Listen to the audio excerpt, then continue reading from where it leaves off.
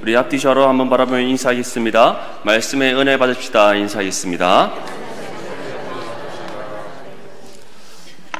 우리는 많은 사람들과 또 많은 약속을 합니다. 어떤 약속들은 잘 지킬 때도 있고 또 어떤 약속은 우리가 잘 지키지 못할 때가 있습니다. 사람은 누구나 연약하고 부족하기 때문에 어떤 약속이든지 우리가 분명히 지킬 것이다 라고 확신할 수 없습니다. 그것이 바로 우리 사람이라는 것이죠. 그런데 이러한 약속을 우리가 맺으면서 살아가지만 그 약속 중에서도 어떤 약속은 중요한 약속이 있고 또 우리가 쉽게 또 생각해서 잘 지키지 않는 약속들도 있습니다. 어쨌든 약속이란 것은 우리가 살아가면서 반드시 또 여러 많은 사람들과 하게 되는 것 같습니다. 약속의 사전적 의미는 다른 사람과 앞으로의 일을 어떻게 할 것인가를 미리 정해놓는 것이라는 뜻을 가지고 있습니다. 이런 사전적 의미가 전해 주는 것처럼 약속은 혼자 하는 것이 아닙니다.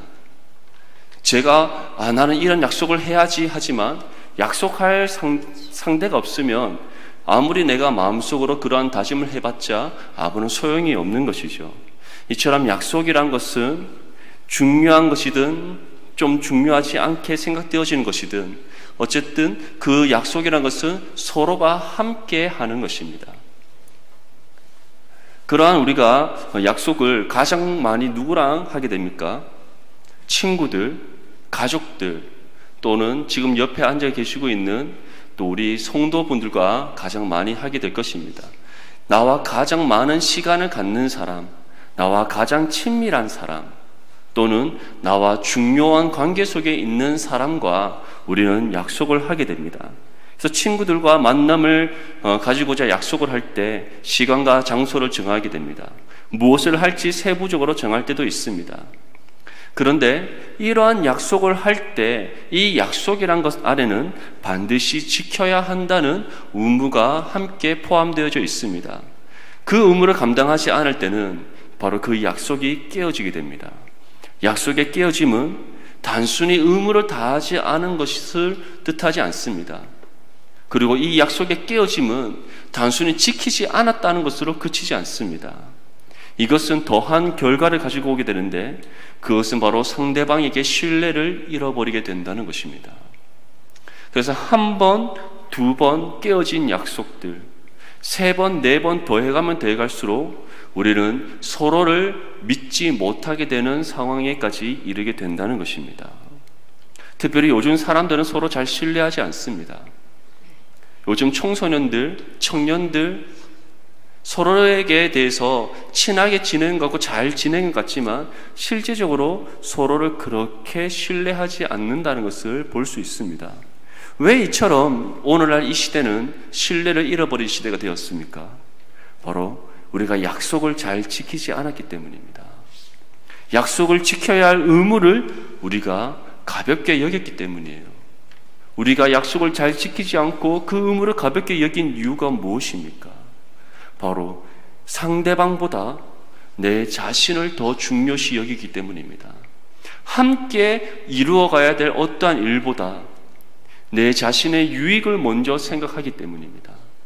그리고 우리 인간의 죄의 본성이 바로 육체의 정욕을 항상 불러일으키는 것이기에 우리는 우리의 유익을 위해서는 약속을 쉽게 깨트려버리는 그 같은 죄의 결과를 낳게 되는 것입니다. 이처럼 사람은 나는 약속을 잘 지키는 사람이다 라고 자신할 수 없습니다. 보통 이렇게 말씀하시는 분들이 있습니다. 나는 한 번 한 약속은 반드시 지킨다. 근데 잘 지켜집니까? 어떤 일들은 잘 지켜질 수 있지만 실제적으로 우리 삶을 되돌아보면 잘 지켜지지 않는다는 것을 알 수 있습니다. 저 또한 마찬가지입니다. 사소한 약속도 어떻게 보면 아주 쉽게 지킬 수 있을 것 같은 약속도 잘 지켜지지 않았다는 것을 우리는 확인할 수 있습니다. 그렇기 때문에 나는 약속을 잘 지키는 사람이다. 나는 한 번 한 약속은 결코 깨뜨리지 않는 사람이다. 그 누구도 자신할 수 없는 거예요. 왜냐하면 그것이 우리 인간의 연약함이고 부족함이기 때문입니다. 죄악된 인간이라면, 죄의 본성을 갖고 있는 사람이라면 누구나 자신의 육체의 욕심을 따라 살아가기 때문에 약속을 어길 수 있기 때문입니다. 그런데 이러한 우리 인간과 다른 한 분이 계십니다. 자신이 하신 약속을 반드시 이루시고 성취하시는 분이 계십니다. 그리고 그 약속을 이루셔서 자신의 살아계심을 증거하시는 분이 계십니다. 그분이 바로 우리 하나님이십니다. 하나님께서는 우리에게 약속을 주십니다. 하나님은 우리 인간과 같이 서로가 약속을 합의하여 하는 것이 아닙니다. 친구와 만남의 약속을 가질 때도 시간이 되는지 되지 않는지 우리가 먼저 물어보지 않습니까? 언제 어느 때 시간이 되니? 내가 이것을 함께 하고 싶은데 너 할 수 있니? 우리는 물어봅니다. 하지만 하나님께서는 우리에게 약속을 주실 때 내가 이런 너와 약속을 하기를 원하는데 너 해줄래? 이렇게 물어보십니까? 그렇지 않죠. 성경에 보면 하나님께서는 언제나 먼저 찾아오셔서 약속을 주시는 분이십니다. 약속을 주신다는 것은 하나님께서는 이미 이 약속을 주시는 분명한 목적과 뜻을 갖고 계신다는 것을 뜻합니다. 그래서 하나님께서는 그 약속을 우리에게 주신다는 것은 이 약속을 통해 하나님의 뜻을 이루시겠다는 바로 그런 하나님의 의지가 포함되어 있는 것입니다. 하나님께서 주신 최초의 언약은 바로 아담과 맺으신 언약이었습니다. 그 후에 노아와 맺은 언약이 나옵니다. 그리고 그 이후에 이제 아브라함과 맺으신 언약이 나옵니다. 아브라함과 맺으신 약속이 무엇입니까? 내가 너의 씨로 인하여서 큰 민족을 이루겠다라는 약속이셨습니다. 그것이 이어져서 바로 출애굽의 시대까지 가게 됩니다. 430년의 애굽에서의 노예의 생활 가운데 이스라엘 민족은 한 나라를 이룰 만큼 아주 많은 민족을 이루게 됩니다. 정확한 숫자는 우리가 알 수 없지만 출애굽할 당시에 이스라엘 민족의 숫자를 노인에서부터 어린아이까지 포함한다면 약 250만에서 300만 정도 될 것이다 라고 추정합니다. 우리 대구 인구만큼 된다는 것이죠. 그만큼 많은 민족을 이루게 됩니다. 하나님께서 약속하신 바를 이루셨던 것이죠. 이처럼 하나님께서는 자신의 약속하신 바를 주실 때는 분명히 그 뜻을 이루시고자 하시는 자신의 의지가 포함되어 있다는 것을 우리는 알 수 있습니다.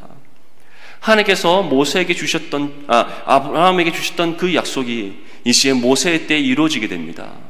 큰 민족을 이루는 것.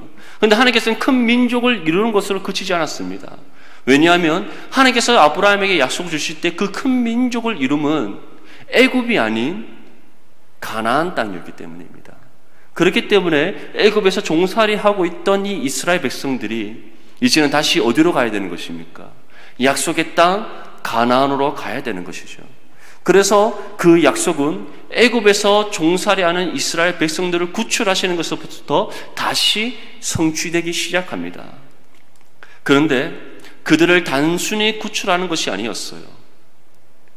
그냥 이제 애굽에서 나와서 가나안 땅으로 가라는 것이 아니었습니다. 종살이하고 있던 애굽에서 종살이하고 있던 이스라엘 백성들을 출애굽하시는 이 사건을 통해 하나님은 자신의 살아계심을 증거하셨습니다. 10가지 재앙을 내리시고 홍해를 가르셔서 하나님께서는 이스라엘 백성들로 하여금 초자연적인 하나님의 놀라운 은혜의 역사를 경험하게 하셨어요. 이처럼 하나님께서는 자신의 약속을 이루실 때 자신의 살아계심을 증거하십니다. 그리고 약속을 하신 바를 분명히 이루시는 하나님의 신실하심을 나타내 보이십니다. 출애굽기 3장 7절에서 8절 말씀에 이와 같이 말씀합니다. 여호와께서 이르시되 내가 애굽에 있는 내 백성의 고통을 분명히 보고 그들이 그들의 감독자로 말미암아 부르짖음을 듣고 그 근심을 알고 내가 내려가서 그들을 애굽인의 손에서 건져내고 그들을 그 땅에서 인도하여 아름답고 광대한 땅, 젖과 꿀이 흐르는 땅, 곧 가나안 족속 헷 족속, 아모니 족속, 브리스 족속, 히위 족속, 여부수 족속의 지방에 데려가라 하노라. 이 말씀은 하나님께서 모세를 부르셨을 때 주셨던 말씀입니다. 이 말씀대로 하나님께서는 모세를 통해 이루시기 시작합니다. 그 이루심에 있어서 하나님께서는 분명히 자신의 살아계심과 약속을 이루시는 신실하심을 이스라엘 백성들에게 증거하셨던 거예요. 이처럼 하나님께서는 우리와 다르신 분이십니다. 우리는 약속을 하지만 우리의 욕심을 따라 약속을 쉽게 어겨버리는 존재들입니다. 약속을 잊어버리기도 합니다. 내가 언제 그런 약속을 했었지? 자주 하시는 말씀 들으시죠? 우리는 잘 잊어버립니다. 분명히 다이어리에 써놨었는데, 메모해 뒀었는데 잊어버리는 거예요. 그리고 돌이켜서 내가 다이어리에도 써놓고 냉장고에도 붙여놓고 화장실에도 써놨는데 잊어버렸다라고 얘기하시죠. 이처럼 우리는 망각의 동물이라고 할 정도로 잘 잊어버립니다. 이것이 우리 인간의 연약함이고 부족함이에요. 하지만 하나님께서는 잊어버리시지 않습니다. 지금 아브라함에게 주셨던 이 약속이 몇 년이라는 시간이 지났습니까? 요셉이 죽고 난 뒤부터 430년입니다. 그걸로부터 더 거슬러 올라간다면 최소한 그의 아버지 야곱과 할아버지 이삭과 그 위에 증조 할아버지인 아브라함 때까지 올라간다면 최소한 700년 가까이 되는 그 오랜 시간이 지난 이후에요. 그럼에도 불구하고 하나님께서는 이 약속을 잊지 않고 계셨다는 겁니다. 자신이 약속하신 바를 반드시 이루시는 하나님이심을 보여주고 있는 겁니다. 이스라엘 백성들이 출애굽하고 난 이후에 바로 가나안 땅으로 간 것이 아닙니다. 오늘 본문 말씀은 하나님께서 모세에게 주신 이 약속, 아브라함 때부터 이어져 온 이 약속을 이제 이루시는 그때를 보여주는 말씀입니다. 모세를 통해 아브라함에게 약속하셨던 바를 다시 한 번 더 상기시키시면서 내가 약속의 땅 가나안으로 너희를 인도하겠다고 말씀하셨어요. 그런데 출애굽한 이후에 또 얼마간의 시간이 지났습니까? 40년의 시간이 지났어요. 실제적으로 홍해를 지나고 난 이후에 가나안 땅까지 들어가는 길은 약 한 10일 정도밖에 걸리지 않습니다. 아주 짧은 거리예요. 그런데 하나님께서는 바로 그들을 들어가게 하지 않으셨습니다. 시내산에서 2년 동안 머무르게 하시고 그 이후에 38년 동안 광야를 맴돌게 하시는 그 같은 시간들을 보내게 하셨습니다. 이제 이 40년의 광야 시간을 지나고 드디어 가나안 땅을 들어가는 그 목전 앞에서 오늘의 본문 말씀은 시작되고 있습니다. 우리 본문 7절과 8절 말씀을 함께 읽겠습니다. 시작. 여호와께서 여호수아에게 이르시되 내가 오늘부터 시작하여 너를 온 이스라엘의 목전에서 크게 하여 내가 모세와 함께 있었던 것 같이 너와 함께 있는 것을 그들이 알게 하리라. 너는 언약궤를 맨 제사장들에게 명령하여 이르기를 너희가 요단 물가에 이르거든 요단에 들어서라 하라. 오늘 본문 말씀에 처음에 이렇게 시작합니다.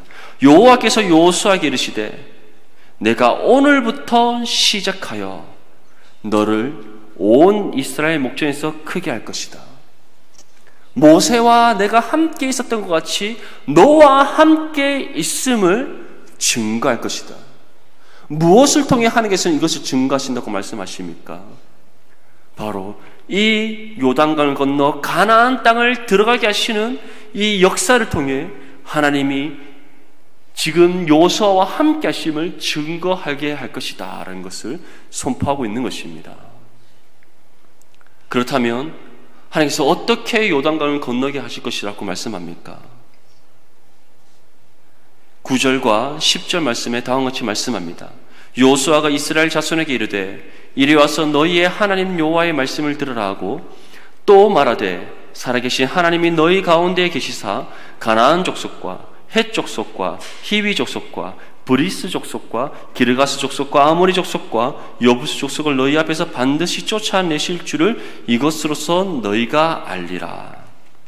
먼저 여호수아는 하나님께서 분명히 가나안 땅에 너희로 하여금 들어가게 하실 것이다. 어떻게 들어가게 하시는가? 요단 물가에 이르거든 바로 요단에 들어서라 하라. 언약궤를 맨 제사장들이 요단 물가에 그들이 들어섬으로 인하여서 요단강을 건너가게 하실 것이라 말씀합니다. 건너가게 하실 뿐만 아니라 그 안에 있는 가나안 7 족속들을 하나님께서 반드시 쫓아내게 하실 것이다. 이렇게 말씀하고 있습니다. 이처럼 하나님께서는 이스라엘 백성들로 하여금 요단강을 건너게 하시고 또한 가나안 족속들을 물리치시는 이 약속을 이루심으로써 요수아와 하나님의 함께 하심을, 그리고 요수아를 이스라엘 모든 백성들의 목전 앞에서 높이실 것임을 약속하고 있는 겁니다. 그런데 요수아는 이 말씀을 담대하게 선포하고 있습니다. 두려워하지 아니하고 이스라엘 백성들에게 담대하게 선포하고 있어요. 요수아가 이 말씀을 담대하게 선포할 수 있는 이유가 무엇입니까? 바로 그가 40년의 광야의 생활 가운데 살아계신 하나님을 경험했기 때문입니다. 모세의 수종 들던 요수아였습니다. 모세와 가장 가까이 함께 했던 요수아였어요.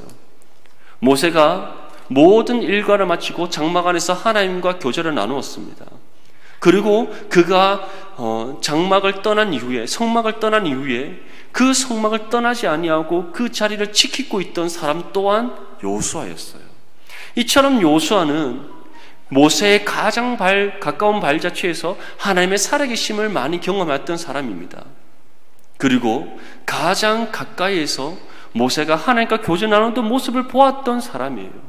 그리고 모세가 성막을 떠난 뒤에도 그 자리를 떠나지 아니하고 하나님의 임재를 경험하였던 사람이 요수아였습니다.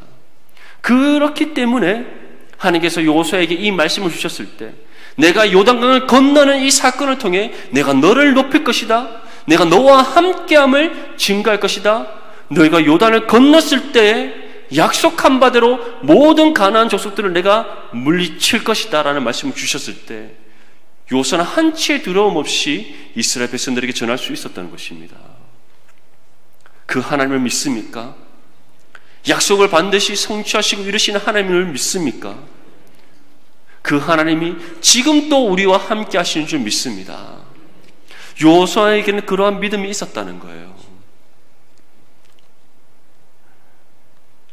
요수아는 이제 이스라엘 백성들에게 본격적으로 전합니다. 어떻게 요단강을 건너야 되는지, 단순히 제사장들이 법궤를 메고 강물에 들어가는 것이 아니라 구체적으로 그 법궤를 맨 제사장들이 어떻게 하나님 앞에 나아가야 되는지에 대해서 전합니다. 우리 11절에서 13절까지 말씀을 함께 읽겠습니다. 시작. 보라, 온 땅의 주의 언약궤가 너희 앞에서 요단을 건너가나니 이제 이스라엘 지파 중에서 각 지파에 한 사람씩 12명을 택하라. 온 땅의 주 여호와의 궤를 맨 제사장들의 발바닥이 요단 물을 밟고 멈추면 요단물 곧 위에서부터 흘러내리던 물이 끊어지고 한 곳에 쌓여 서리라. 언약궤를 맨 제사장들이 이스라엘 모든 군중들 앞에 서게 됩니다.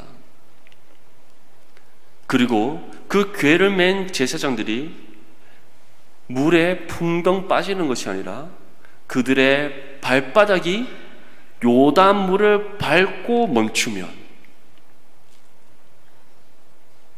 요단물 곧 위에서부터 흘러내리던 물이 끊어지게 될 것이다. 한 곳에 쌓이게 될 것이다 라고 말씀하고 있습니다. 여기에서 우리가 알 수 있는 한 가지 사실이 있습니다. 하나님께서 우리에게 약속하신 바를 이루실 때 우리에게 믿음의 순종을 요구하신다는 사실입니다. 이스라엘 백성들이 이제 시딤에서부터 가장 가까운 요단 강가에 서게 됩니다. 지금까지 이스라엘 백성들은 시딤이라는 곳에 있었어요. 요단 동편 쪽에 있는 한 도시입니다. 그곳에서 이제 요단 강변으로 이동을 하게 됩니다. 그들은 어떻게 생각했을까요? 이제 다 왔다. 40년의 광야의 생활 끝에 이제 가나안 땅이 눈앞에 있다. 저 요단강만 건너면 약속의 땅 가나안으로 우린 들어간다. 얼마나 감격과 기쁨이 있었을 거라 생각됩니까? 아주 큰 기쁨이었을 거고 매우 큰 감격이 그들에게 있었을 것입니다. 그런데 요단 강변에 도착하자마자 그들이 눈앞에 본 것은 범람한 요단 강물이었어요. 지금 이때가 언제냐면 오늘날 우리 원력으로 따지면 3월에서 한 4월 정도가 됩니다. 이때는 이스라엘 땅, 가나안 땅 맨 북쪽에 있는 헤르몬 산에 쌓여있던 눈들이 녹아서 요단 강물로 흘러 들어가는 그런 시기예요. 이때는 추수하는 시기인데, 추수하는 시기 때는 항상 비가 많이 옵니다. 그래서 이 요단 강물이 항상 홍수가 나고 범람하는 그러한 일들이 자주 일어나게 돼요. 그런데 하필이면 지금 요단 강물에 도착한 그 순간 강물이 범람해 있었다는 겁니다. 이번에 우리 9월 말에서 10월 초에 갑작스럽게 태풍이 많이 왔었잖아요. 평소 때 우리 신천이 어떻습니까? 강물이 많이 꽉 차서 흘러갑니까? 그렇지 않죠. 강물이 있는 듯 없는 듯, 흐르는 듯 흐르지 않는 듯 이렇게 쫄쫄쫄 흘러가는 게 우리 신천이지 않습니까? 그런데 비가 많이 오면 신천이 어떻게 되죠? 넘치죠. 특히 이번에는 넘쳐서 동서변로 모두가 다 잠겼지 않습니까? 누군가가 여러분들에게 이렇게 말한다면 어떻게 하겠습니까? 이 범람한 신천물, 신천 강변이 넘쳐서 신천대로도 막혀 있고 지금 동서변로도 막혀 있습니다. 그렇게 범람한 신천물에 네가 발만 대면 물이 한쪽에서 멈춰서 저쪽 파동에서부터 멈춰서 강물이 끊어지고 이제 그 강을 건널 수 있을 거야. 자, 발을 한번 내딛어 봐. 내딛을 수 있을까요? 아마 쉽지 않을 것입니다. 아무도 그렇게 쉽게 발을 내딛을 수 없을 거예요. 그런데 오늘 본문 말씀에 보면 어떻게 합니까? 요수아가 담대하게 선포합니다. 너희가 발만 내딛으면 한쪽에서부터 흘러내리던 물이 끊어지고 한 곳에 쌓이게 될 것이다. 그 물이 끊어지고 쌓임으로써 우리는 건너갈 수가 있게 될 것이다. 너무나도 자신감의 참 목소리로 요수아가 선포하고 있다는 겁니다. 그런데 더 놀라운 사실은 이스라엘 백성들이 그러한 요수아가 선포하는 그 말씀에 그 어떤 두려움이 없이, 그 어떤 망설임이 없이 즉각적으로 순종했다는 사실이에요. 우리 15절과 16절 말씀을 함께 읽겠습니다. 시작. 요단이 곡식 거두는 시기에는 항상 언덕에 넘치더라. 궤를 맨 자들이 요단에 이르며 궤를 맨 제사장들의 발이 물가에 잠기자 곧 위에서부터 흘러내리던 물이 그쳐서 사르단에 가까운 매우 멀리 있는 아담 성읍 변두리에 일어나 한 곳에 쌓이고 아라바의 바다의 여매로 향하여 흘러가는 물은 온전히 끊어지매 백성이 여리고 앞으로 바로 건널세. 어떻게 말씀하고 있습니까? 요단이 곡식 거두는 시기, 지금으로 따지면 3월에서 4월 그 시기에는 항상 언덕에 요단 강물이 넘치고 있다는 거예요. 그 요단 강물을 바라보면서 요수아는 외쳤습니다.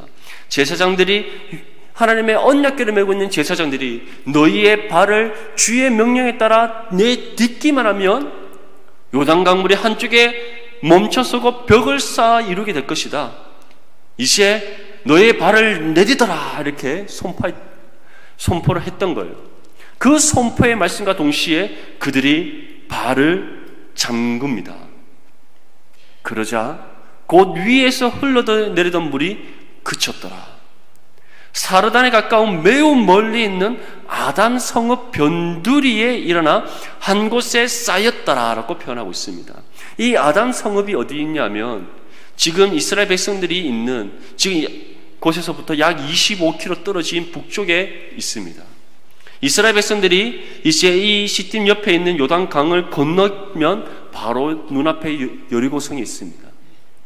거기에서부터 북쪽으로 25km 떨어진 곳에 아단 성읍이 있어요.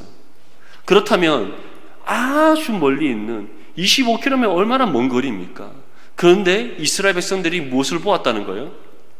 한쪽에 물이 쌓여서 벽을 이루는 그 장면을 그들이 눈으로 직접 보았다는 겁니다. 얼마나 엄청난 광경이었겠습니까? 그 먼 거리에서 눈으로 확인할 수 있을 만큼 한쪽에서부터 물이 쌓여서 벽을 이루고 있었다는 거예요. 25km입니다. 그런데 거기서 다가 아니었습니다. 그 끊어진 끝이 어디라고 말하고 있습니까? 여매, 사해예요.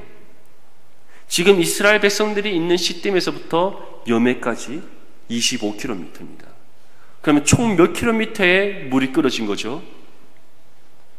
25 더하기 25는 50km 맞죠? 50km나 되는 길이의 물이 끊어진 거예요. 그런데 그 물이 끊어진 것뿐만 아니라 더 놀라운 한 가지 사실이 있습니다. 우리 17절 말씀을 함께 읽겠습니다. 시작. 여호와의 언약궤를 맨 제사장들은 요단 가운데 마른 땅이 굳게 섰고 그 모든 백성이 모든 이스라엘은 그 마른 땅으로 건너갔더라. 어떤 땅이요? 마른 땅. 놀라지 않습니까? 우리는 경험하지 않았기 때문에 지금 별로 놀라지 않으신데 매우 놀라운 사실이죠. 우리가 옆에 경원고등학교가 있잖아요. 비가 오고 그 다음날 비가 그쳤어요. 해가 떴습니다. 해가 쨍쨍하게 떴다고 해서 그 운동장에 물이 다 말라버립니까? 그렇지 않죠. 물은 말랐어도 땅은 어떻습니까? 질퍽질퍽 하잖아요. 그런데 지금 물이 끊어진과 동시에 그 땅이 어떻게 되었다고 표현하고 있습니까? 말랐더라. 이스라엘 백성들이 아무런 어려움 없이 쉽게 강을 건너갈 수 있도록 하나님께서 그 모든 땅을 마르게 하시는 은혜를 베풀어 주셨다는 겁니다. 그런데 이 모든 은혜의 역사가 무엇에서부터 시작됐습니까? 주의 명령의 순종함을 통해서부터 시작되었다는 거예요. 하나님께서는 우리에게 약속하신 바를 분명히 이루시는 하나님인 줄 믿습니다. 그런데 그 약속을 이루실 때 우리에게 믿음의 순종을 요구하신다는 사실을 기억하시기 바랍니다. 우리는 단지 순종할 뿐이에요. 우리가 무엇을 하는 것이 아닙니다. 우리는 하나님의 명령에 따라 순종할 뿐입니다. 우리의 순종 가운데 역사하시는 분은 하나님이신 줄 믿습니다. 이스라엘 백성들이 한 것은 순종밖에 없었어요. 모든 이스라엘 백성들이 순종한 것이 아닙니다. 이스라엘 백성들을 대표해서 언약궤를 메고 있는 4명의 제사장들이 범람한 요단강 물에 자신의 발을 담갔을 뿐이에요. 푹 담근 것도 아닙니다. 무릎까지 아니면 골반까지 담근 것도 아니에요. 발바닥이 물에 담근 채 멈춰 섰을 뿐입니다. 그러자 저 멀리 자신들이 있는 땅에서부터 25km나 떨어진 그 아담 성읍에서부터 하나님의 약속대로 물이 멈춰서서 쌓이기 시작했습니다. 그리고 반대로 25km 떨어진 여매까지 모든 요단강이 끊어지고 그 바닥이 말라버리는 초자연적인 하나님의 놀라운 은혜 역사가 임했던 거예요. 그러한 은혜의 역사를 오늘날 이 시대에도 우리의 삶 가운데 이루시는 하나님이신 줄 믿습니다. 말씀을 읽는 가운데, 말씀을 듣는 가운데, 기도하는 가운데 하나님께서 주신 약속이 있습니까? 하나님께서 분명히 약속을 주셨다면 하나님께서 분명히 자신의 때에 이루실 것입니다. 그 때와 방법은 우리는 알 수 없습니다. 언제 어느 때에 어떻게 하나님께서 우리에게 이 약속하신 바를 이루실지 우리는 알 수 없습니다. 왜냐하면 그 모든 때와 방법은 하나님의 주권 가운데 속해 있는 것이기 때문이에요. 이스라엘 백성들도 40년의 광야 생활 이후에 가나안 땅으로 들어갈 것이라 생각 못했을 겁니다. 홍해가 갈라지고 그 홍해를 건너는 역사적인 사건을 경험했을 때 그들은 이제 곧 가나안 땅으로 들어가게 될 것이라 생각했을 거예요. 그런데 하나님께서는 그들을 바로 가나안 땅으로 인도하지 않았습니다. 40년의 광야 생활을 통하여서 430년 동안에 묻어있던 애굽의 옛때를 다 벗겨내셨어요. 애굽에서 그들이 살아왔던 모든 옛 죄의 습관들을 다 벗겨내버리셨습니다. 애굽이 어떤 나라입니까? 온갖 우상이 즐비한 나라입니다. 타락한 문화가 아주 극성한 나라였어요. 그곳에서 그들이 경험하고 쌓여있던 그 모든 옛 죄의 삶의 모습들을 40년의 광야의 생활 가운데 다 벗겨내셨습니다. 그리고 준비된 광야 2세대를 통해서 오늘 이 놀라운 은혜의 역사를 경험하게 하셨던 겁니다. 우리 또한 마찬가지입니다. 어떤 때는 하나님께서 약속하신 바를 바로 응답해 주실 때가 있습니다. 이루실 때가 있습니다. 하지만 어떠한 때는 하나님께서 그 때가 더디게 이루어질 때도 있습니다. 하지만 분명한 사실은 하나님께서 우리에게 주신 약속은 하나님의 정하신 때에 가장 기뻐하시는 방법으로 이루어진다는 사실입니다. 그리고 그 약속을 이루실 때 분명히 우리에게 믿음의 순종을 요구하신다는 사실을 기억하시기 바랍니다. 그래서 언제나 말씀과 기도로 끼어있고 경건의 훈련에 힘써서 하나님께서 우리에게 어떤 믿음의 순종을 요구하실 때 좌우로나 우로 치우치지 말고 두려워하지 말고 걱정하거나 근심하지 말고 믿음으로 즉각적으로 실천하는 우리 모든 성도들 될 수 있기를 바랍니다. 그래서 하나님께서 약속하신 바를 아주 놀라운 방법으로 이루시는 그 은혜를 경험하는 저와 여러분들이 될 수 있기를 주님의 이름으로 축복합니다. 우리 함께 기도하기